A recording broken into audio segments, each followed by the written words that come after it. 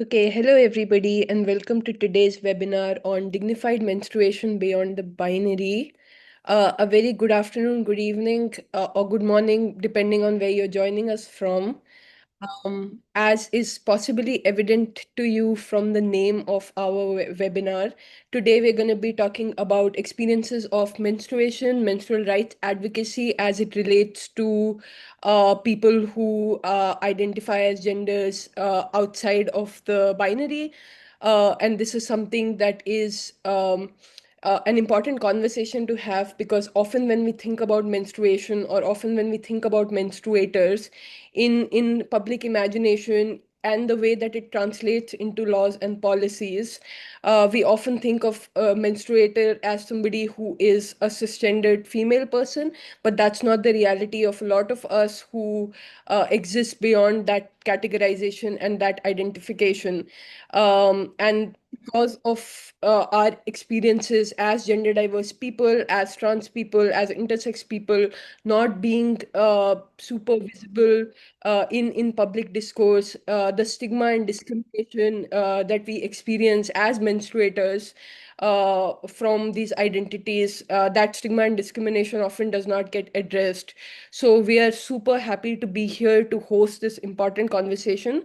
I'm going to be your host and moderator for this evening. My name is Avli. I use they, them pronouns, and I'm from the Asia Pacific Trans Network. My work so far has mostly focused on youth rights advocacy, sexual and reproductive health and rights related advocacy. And now at the Asia Pacific Trans Network, I'm particularly leading programs on health rights and sexual and reproductive health and rights, specifically with trans and gender diverse people. We have an excellent panel with us today. And if I could request both, I see Denuka on my screen already, but if I could also request Victoria to maybe open uh, the camera so that the audience can see you. Hi. So we have today on the panel Denuka, who is a very good friend of mine, but also the founder of Changing Seats, which is a community led initiative in Sri Lanka, advancing the rights, health, and leadership of trans and gender diverse communities. Denuka is also a social justice advocate and development practitioner with specific expertise in queer rights, sexual and reproductive health and rights, digital safety, and community led advocacy. Denuka's work focuses specifically on promotion of inclusive healthcare, equitable policies, and access to justice for marginalized communities. Welcome, Denuka, and thank you so much for being here with us today. Thank you, Awali. Okay. And then we have with us Victoria, who I haven't met before, but I'm super, super thrilled to be joining the stage with Victoria today. So Victoria is a dedicated public health professional and advocate with over 8 years of experience in sexual and reproductive health and rights, gender-based violence prevention, and inclusive health programming for marginalized communities.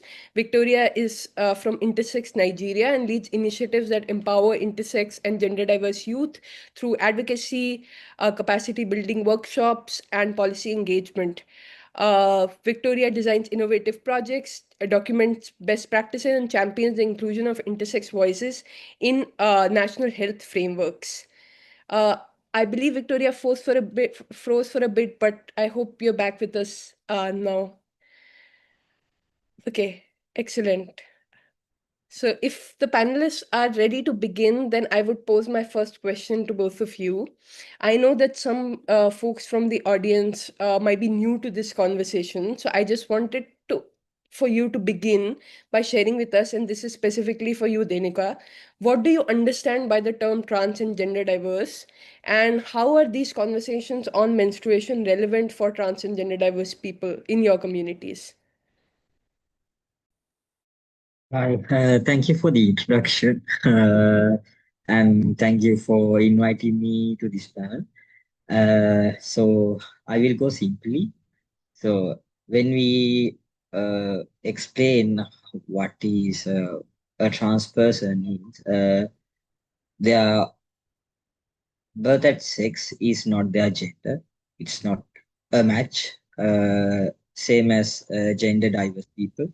Uh, they are not in a like, how can I say, uh, they doesn't want to like bring be in a specific gender, not a man or a woman. When it's come to menstruation, it seems it's not seems in only not only in Sri Lanka, worldwide.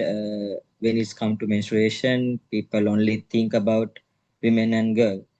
Even like UN agencies, big funders, any social working platforms. I have working with them for years now.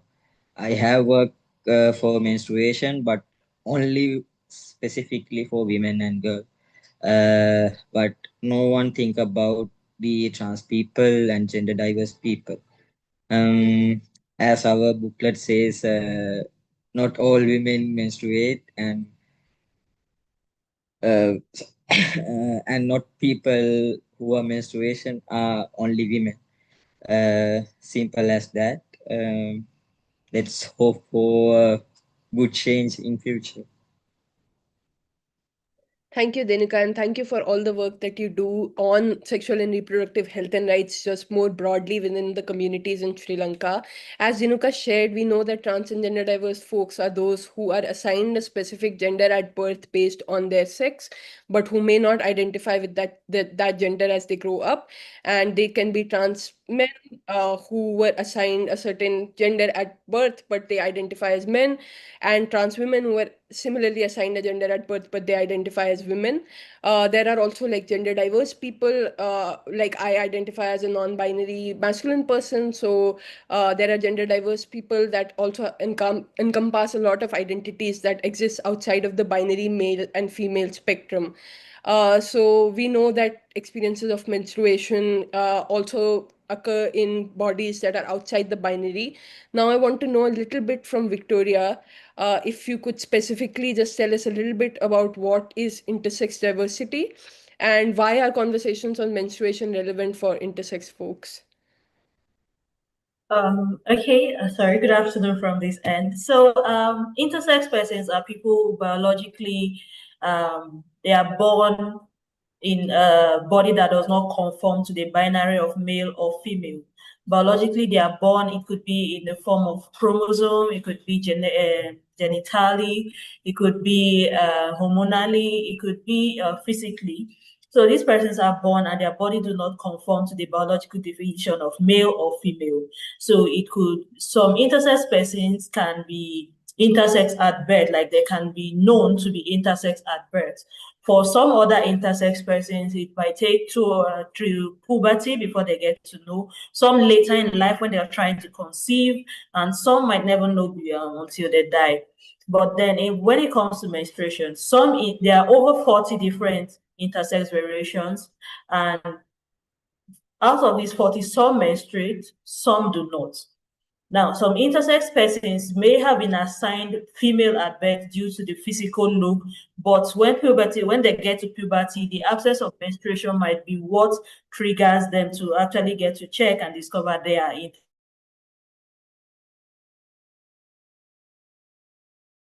intersex. Now, there are female present that begin menstruation. Some intersex persons may look Victoria, male, and I'm really sorry yes. to interrupt you. That we lost you a little bit in between. Could you repeat the last sentence you just said? Oh, okay. I said some intersex persons may be assigned female, may look female, but when they get to puberty and are supposed to start menstruation, they do not start. And this can be a lot of mental anguish and issue on them. Some intersex person may have been assigned male, and when they get to puberty, they actually start menstruating.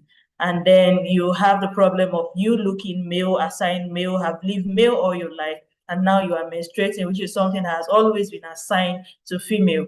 So the conversation around menstruation is really important to intersex persons because we are at a crossroad of your physical body might not conform to what biologically you are supposed to be or what society have termed you as your gender is supposed to be. Thank you. Thank you for sharing that, Victoria. And I think you bring up a really important point around when we attach the experience of menstruation only to specific bodies, it leaves out a lot of people in the conversation and can create just mental anguish or disappointment or, stigma that they also experience and self-impose if their bodies do not conform to the binary. So thank you for bringing up that important point into the conversation. I also wanted to share with everybody that if at any point you have any questions for our speakers or if you need any clarifications, feel free to just put them in the chat box, or you can also raise your hand and we will come back to you at the end of the panel conversation. So my next question is just you already, both of you, brought up some of the specific needs of your communities around menstruation, but I wanted to specifically ask, and maybe Victoria, you could begin by what are the specific like needs and issues around menstruation of intersex folks that you have personally experienced in your communities, either working directly with them or advocating for them. Yeah, so the specific needs of intersex persons in relation to menstruations are quite a lot, but I'll streamline them to three, and one of them is access to resources, access to information, access to services that are actually tailored towards intersex persons. We did a research on intersex persons' needs in menstrual health needs, and we found out that most of the healthcare providers are supposed to provide healthcare, inclusive healthcare services to all menstruators, don't have the information or to even understand intersex bodies to provide intersex specific services to intersex people. And then when this information is available mainstream, it is mostly tailored to women and girls. So intersex persons who have been assigned male at birth and have identified as male all their life and are menstruating do not understand how this information actually falls to them. When intersex persons go to hospitals and go to clinics to intersex specific care, these intersex persons don't really get the services that are actually specific to them.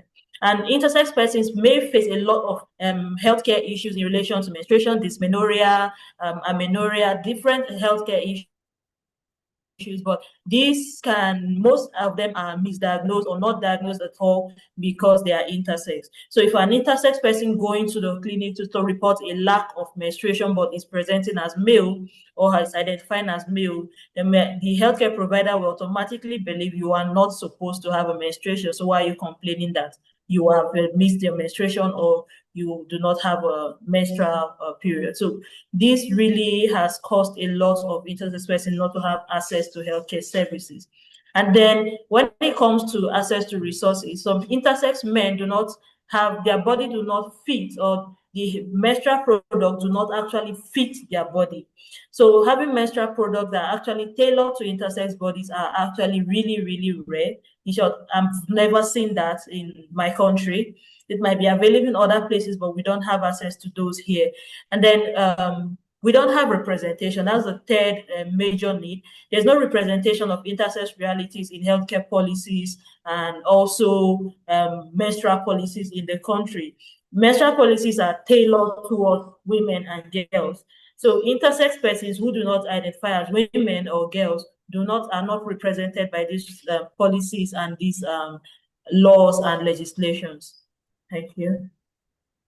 Thanks, Victoria. And yeah, I think this is something that Denuka might also resonate with, having worked with like healthcare providers in the Sri Lankan context, and also specifically working on a booklet that spoke about menstruation for trans and gender diverse folks.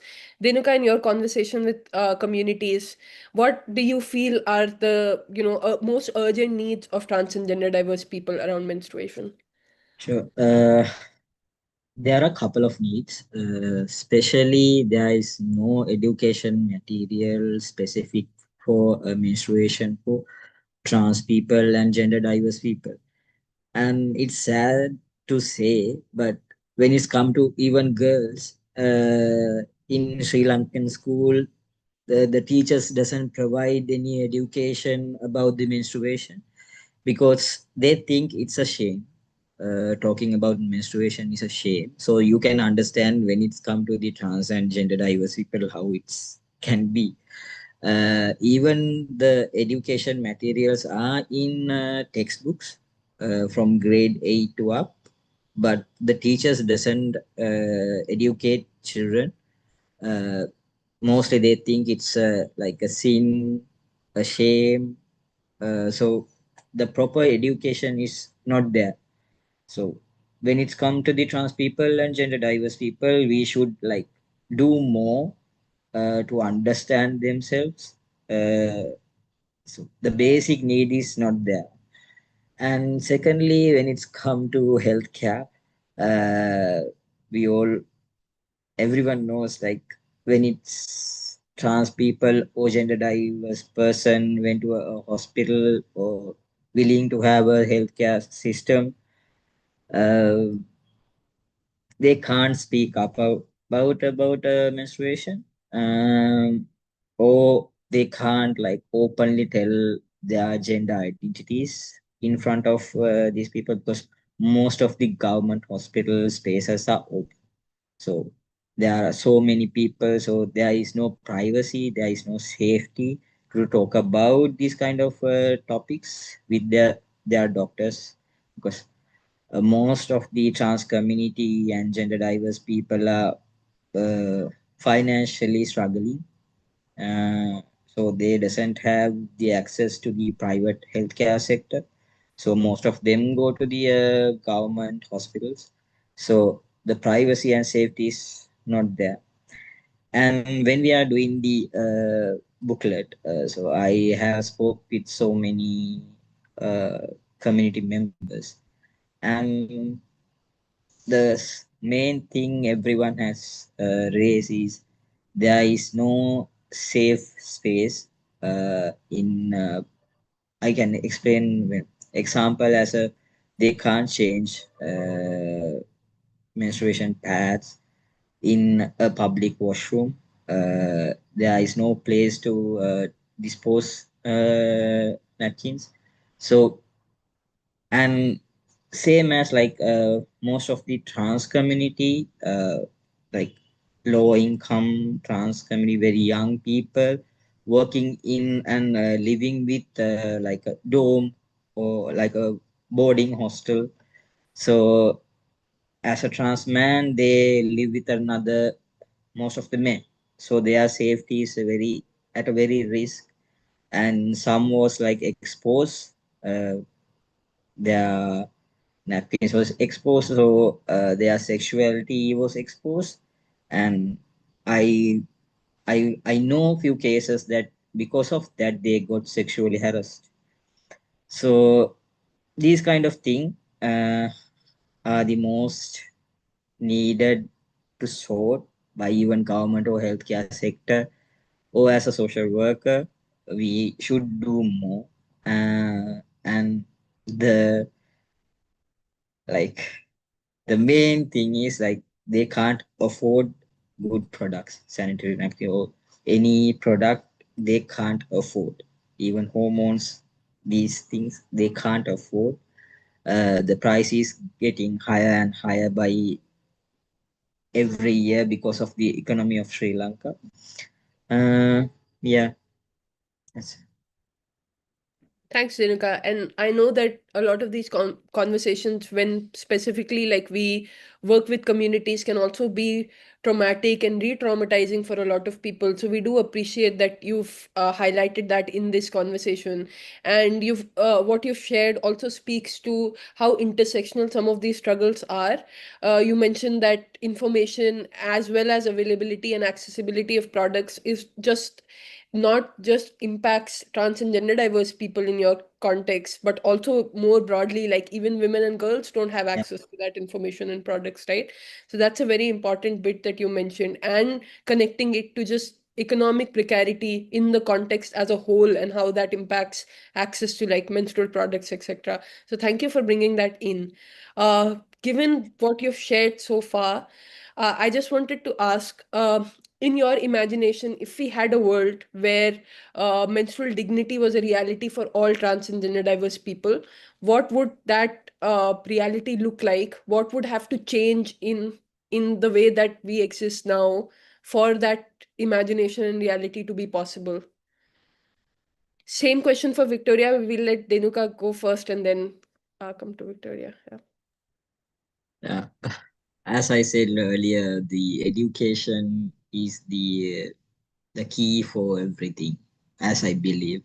So in Sri Lanka, we are struggling to have sexual education in government textbooks for years. Even that simple thing is like not approving by any government we have up to now. Like we hope this current government was approving it, like their manifesto even had it, but still they are being elected for nine, no, like 3 years now. But up to now there is no word because when we are pushing it up, the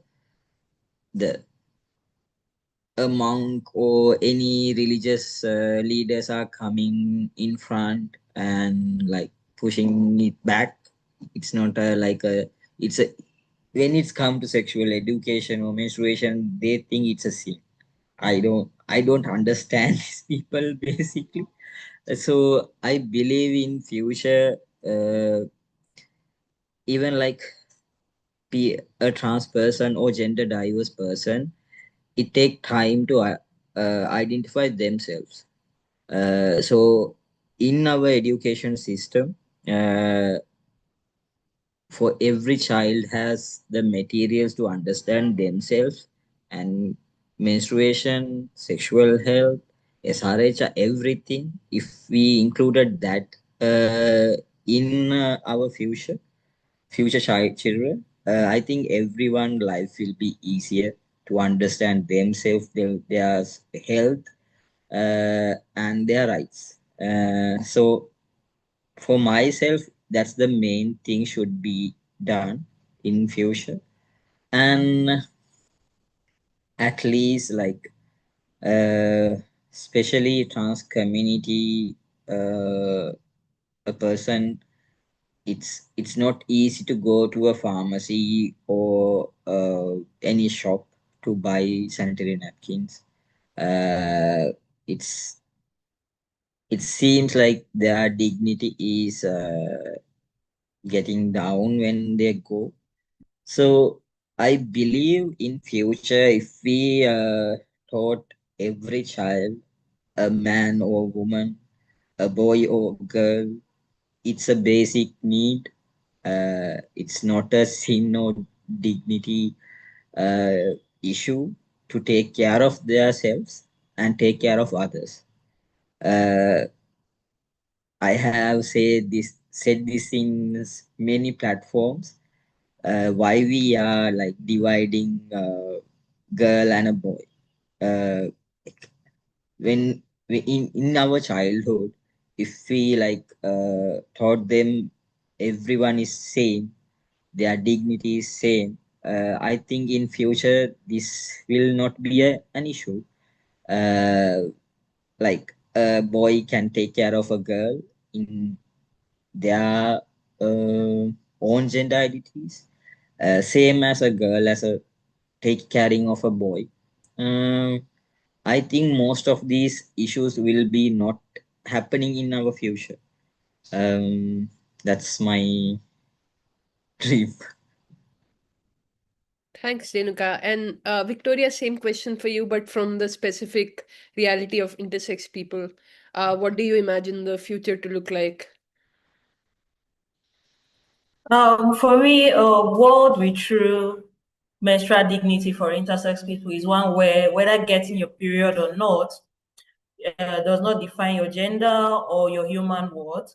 It's a world where health systems are built to accommodate people and not forced conformity. So for me, it's a world where there is no rigid binaries,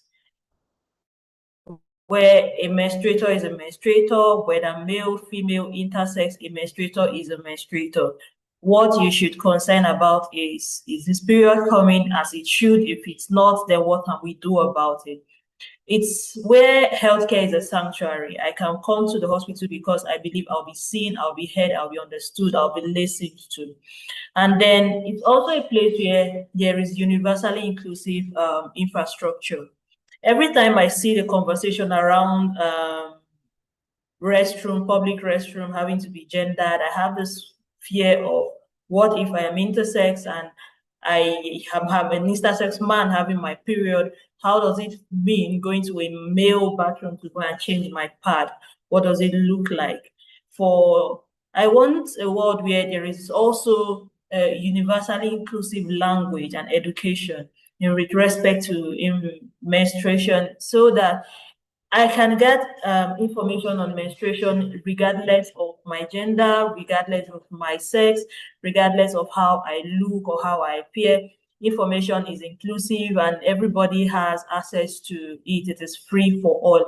I am also looking at a world where intersex persons from birth have right to their bodily autonomy. They have right to freedom, expression of sexuality without anybody trying to conform them to what they are supposed to look like. It's also a world where intersex children are free from intersex genital mutilation in the mind of wanting to put them in a binary framework where they are supposed to be male or female. So we have so many intersex children facing several levels of surgeries because they want to conform them to a body. And then most intersex person who does not show until they get to puberty might have been assigned male at birth, and then puberty comes, they start growing female bodily biology. They start having breasts, start having hips, start menstruating, and then this child is put into another mental health crisis because now you've put them in a body that they do not conform to. I also want a world where intersex person can access mental health care in relation to menstruation as well. There are so many intersex persons who have been assigned female and have grown up female but do not menstruate, and it's affecting them mentally because now you are asking yourself, am I truly a woman? So that's why I started first with whether you menstruate or you don't menstruate should not define your gender, your sex, or who you are, or your humanity or your worth as a person, simply because you were assigned female or at birth, or you were assigned male at birth, and now you do not conform to what society has defined as that gender is supposed to be. So for me, a world where intersex persons have full bodily autonomy to determine how they should access health, to determine how they should access healthcare, and to what level they should access healthcare. It is determined by them themselves and not the healthcare providers or the society. So for me, that's what I envision the world to be like. Thanks, Victoria. And I think both of you bring up some very important points around the need for affirming and inclusive education and information that's accessible to young people and young menstruators and menstruators of all ages.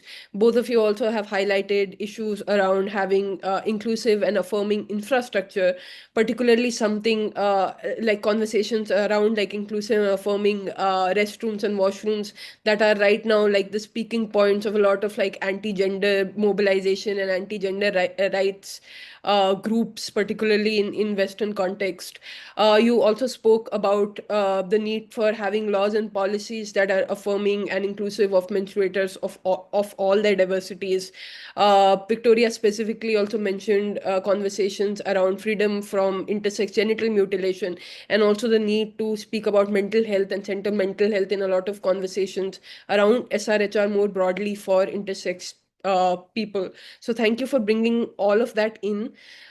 We have a bit of extra time, so I also wanted to ask you some of the challenges that you might experience in doing this kind of work in your context. Victoria, would you want to share what are the challenges around doing menstrual rights advocacy for intersex folks specifically that you may experience in your work? So there are a lot of challenges, but our number one challenge is the deeply entrenched binary framework and culture that really governs the society that we live in. So menstruation is culturally and socially tied strictly to women and girls. And therefore, when intersex persons start or we in our work start talking about menstruation, it has looked like it looks like we are trying to take away the conversation from women and girls, but we are not trying to shut that conversation that we're just adding to it that aside women and girls, intersex persons also menstruate and we just want to be included. And another challenge we face is the institutional invisibility in data, policy, and funding. Mostly when you are talking about data representation of intersex of menstruation, especially in my country, it's mostly representing when they say men arc or age at first menstruation, it's mostly women and girls. I was basically little girl, young girls menstruating, never intersex inclusion.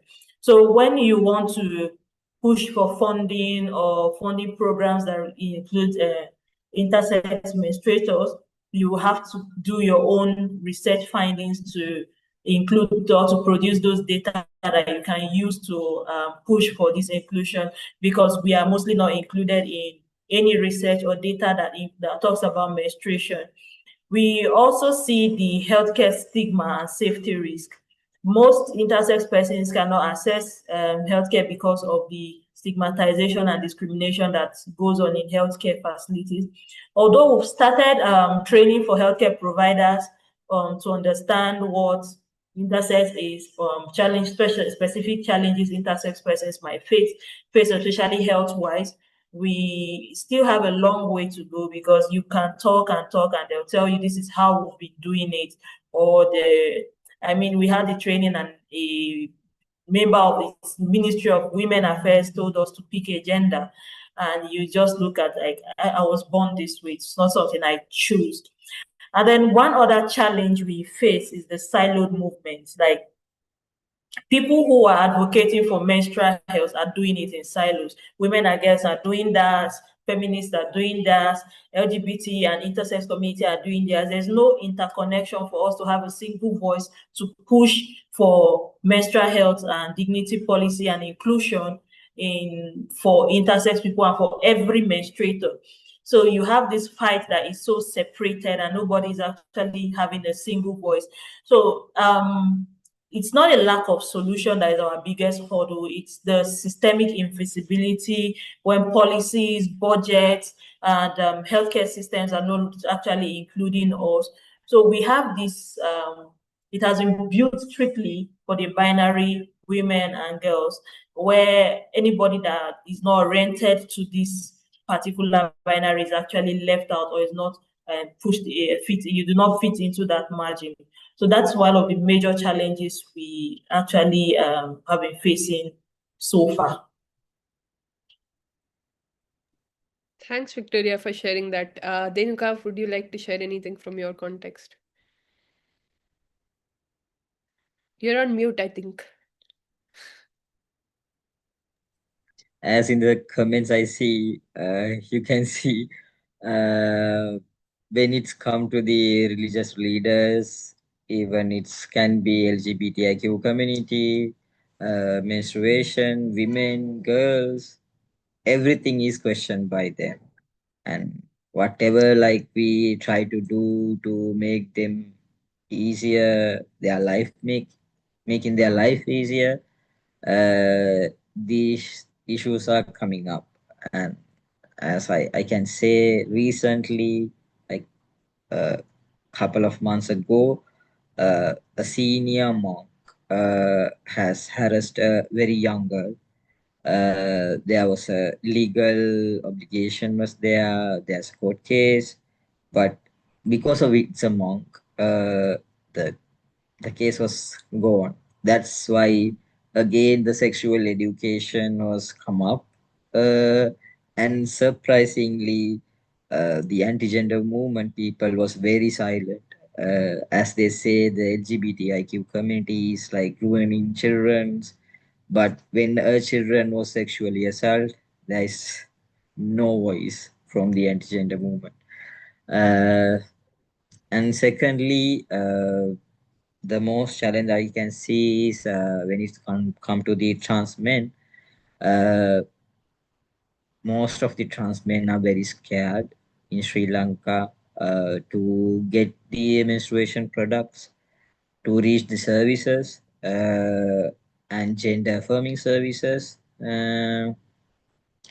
Like in you know, in South Asia, we are like very ashamed to talk about menstruation, any women issue, or any girl a sexual reproductive health issue. We are not talking about it publicly. So I have seen so many trans men are struggling even to get a menstruation product from a shop. Uh, and as I say earlier, it's a very challenging thing with this economy. Most of them are living with like a boarding hostel, a working place. They are staying in a working place. So most of them are staying with a cis men. So their safety when they are using menstruation products, they have to hide it very carefully. It's not a practical thing to hide from ever. And I know several cases that when it's come up, they were sexually harassed, mentally harassed. There was psychology. They had breakdown because of that, and those are the main challenges happening around now. I'm totally agree with Victoria. When it's like when we try to do something, try to find funding about these kind of topics, these kind of issues, there is no specific fund to fund, uh, because we used to do like same funding frame. We used to work with the same funding frame. So these kind of reality issues doesn't come up with fund most of the funders. So it's a practical issue, a very big challenge. As in Sri Lanka, we have like only done 1% of work for trans and gender diverse people menstruation. As I know, the only that booklet we have done, that research is the only thing we happen in Sri Lanka about the gender diverse and trans people's menstruation. That's the only thing I know for this whole near to 10 years experience of this field of mine. That's the only thing I know. And it's very sad to say. Thanks. Thanks to both of you for highlighting this actually. And to Denuka's point, I also wanted to mention that I know the Global South Coalition for Dignified Menstruation, in collaboration with Radha Paudel Foundation and also with Unity for Change, have done a research specifically on trans men and experience of trans masculine people with menstruation in the specific context of Nepal. But it's an excellent study to understand what are the challenges being experienced by trans folks in that context. And Denuka, if you would like to share the link to your resource booklet, either here in the chat or later with uh, the organizers, that would be good to pass on to our audiences. Victoria, if you also have any resources that you would like to highlight or share, please feel free to do that in the chat. Just as sort of a last question to close us off, and then we can open the floor for our audiences. I wanted to ask, and this is something that Victoria had brought up earlier, around the need for collaboration amongst our movements. So I wanted to understand, and maybe Victoria can go first on this. Do you have experiences of like successful collaboration amongst movements? What have they looked like, or do you know what a successful collaboration could look like? Where do we need that collaboration to happen amongst our movements? Just over to you, and then Denuka. Yeah. Yeah, so we are currently working on the Sang for Sang project. Is a consortium-like project for organizations that are advocating towards menstrual health inclusion and menstrual health advocacy and education in Nigeria. So this project has forced a bit of collaboration on different persons' parts, and we've seen that it can help in pushing for inclusion, even when we are advocating for the menstrual health and hygiene policy in Nigeria. It's one of the things that we actually push for. Everybody's voice must be heard. Now, it's not been easy. There's still, everybody's still trying to say, oh, my thing first, my thing first, but it's still pushed for the fact that when a lot of people are talking about a particular issue, they tend to be louder. They tend to be more heard. So when we're talking about a successful collaboration, we're looking at bringing different groups together to actually push towards the same point, which is menstrual health advocacy in this case. So we have worked with Education as a Vaccine, where we have done a arts advocacy. It's an art show where we put together different artists and voice artists, visual artists, different type of artists, where they talk about menstruation through art. There were paintings, there were spoken words, there were voices heard about menstruation. It was really, really good. And we've also been part of the technical working group on menstruation, and we've seen that when we are all talking together as civil societies, our civil rights group, it is much more heard by the government officials than when we are talking as individuals. In short, when I go to these technical working groups and I am talking as an intersex rights advocate and I'm explaining, and somebody start explaining their own point, and they say even intersex persons, it's really, really pushing, because you have people talking about women and children, and these women, and they are intersex children as well. We talk people that are talking about inclusion for persons with disability. They also talk about intersex persons with disability. So we have also included the view of others, because when we're talking about our own research on intersex persons, we also talk about including the part of intersex persons with disability. And we also make sure that most of our advocacy materials, especially videos, are translated into sign language, so that persons with that can't actually hear, with hearing impairment, yes, when people with hearing impairment can also have access to these resources. And we also include read subtitles for people who might not be able to understand sign language, to be also having access to that. So I've always come to talk about this way, that inclusion is always cheaper than accommodation. So if we start including everybody's point of view in the design of our work, we see that it will go much better and much smoother for us.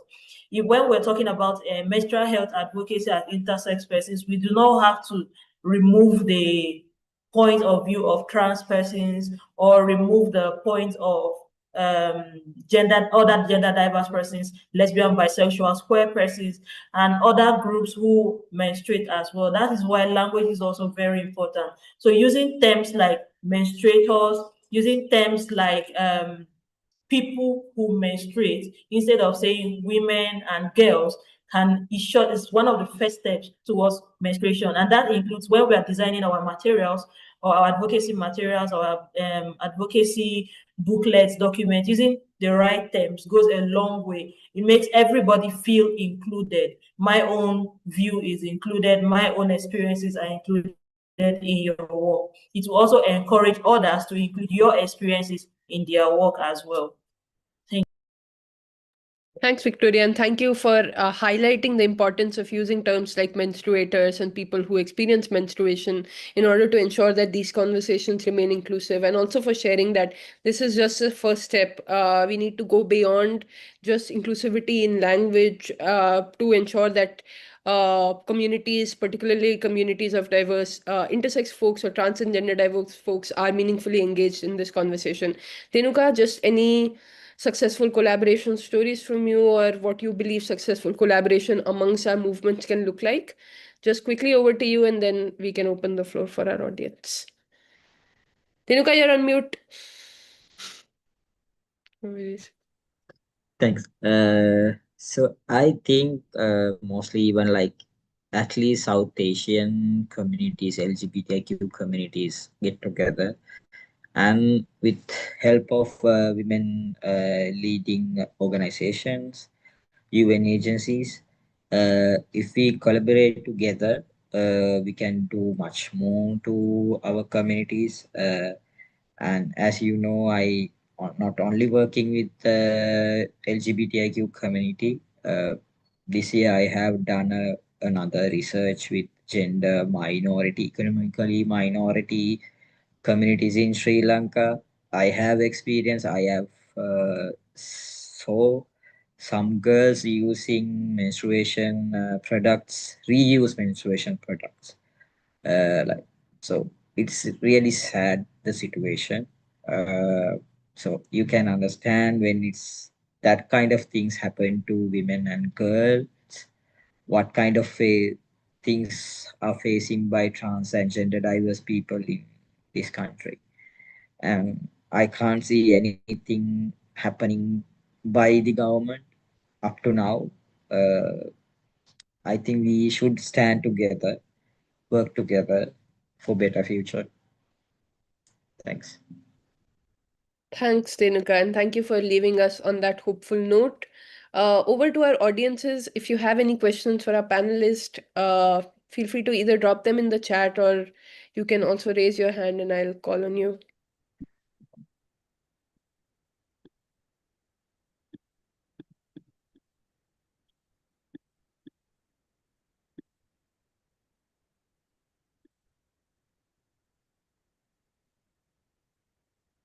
Okay, I think we have a hand in the audience. Sneha, do you want to share? Yes, thank you so much for letting me ask the question. I have a question about how can schools and universities can make menstrual education more inclusive without creating confusion among the students, or what are some of the strategies to be followed in the university level to make this talk about dignified menstruation more inclusive among the students without creating confusions, and what challenges could be faced during those activities, and how can we overcome it. uh, Thank you so much. This is the question for from my side. Thank you, Sneha. Victoria, Denuka, the question is for both. Um, okay, so let me go first. I always believe the human mind is a very, very complex system that can understand a lot of things easily. So if we include menstrual health education in every subject, the same way we educated the first time, if we make it broader and make sure that everybody is included, people would understand. I mean, let's just put it this way. You have a person that has been a musician for a long time, you know their real name, and tomorrow they say, oh, my name is so so and so.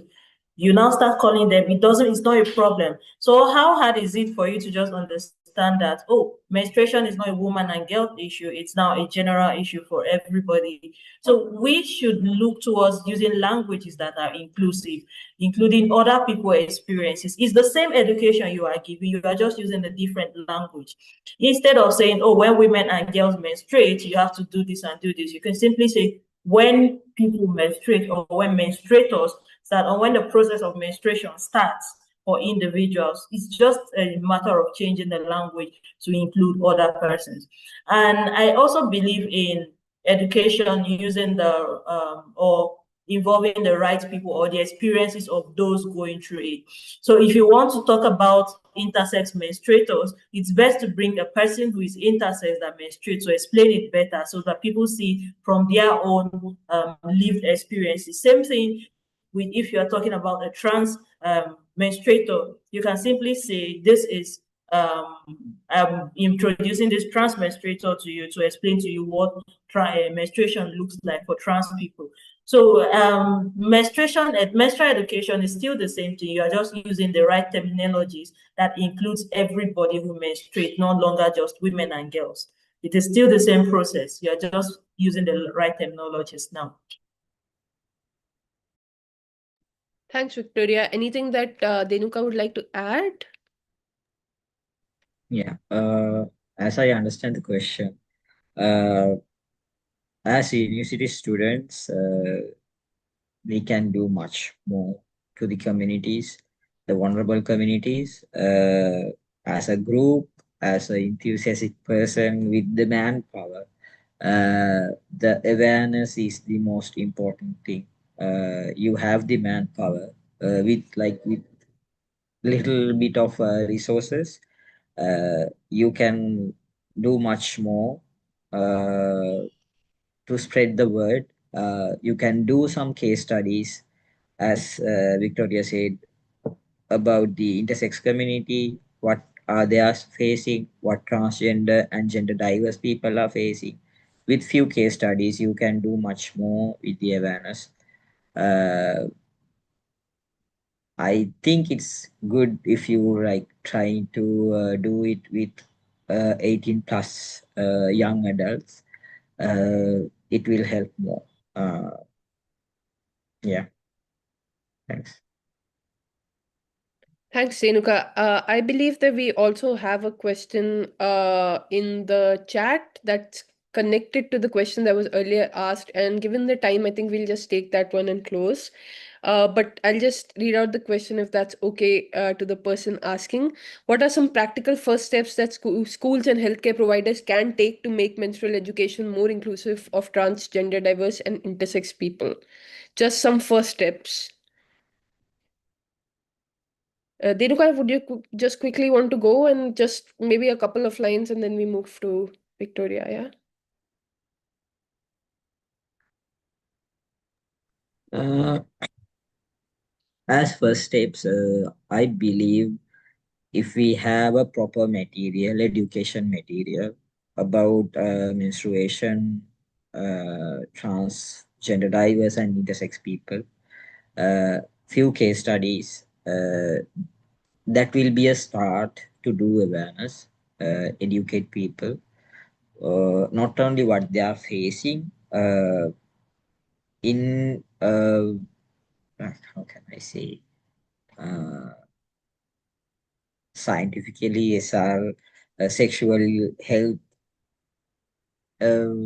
Sorry, I lost my words.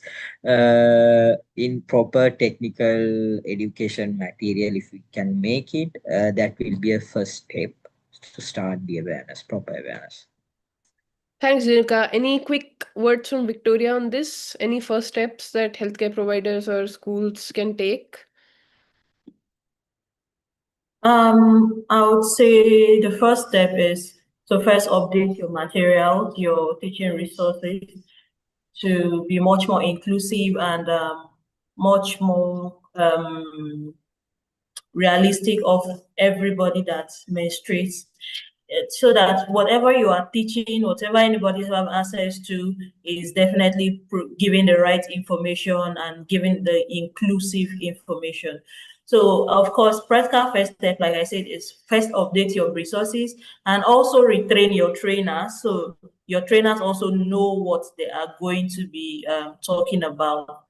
This includes talking to them, doing a full-on training for them, also putting them in in situations where they actually practice, and before you know it, it becomes second nature to them, so that they are the people that are going to be disseminating this information, so they should understand it best before they actually start disseminating the information.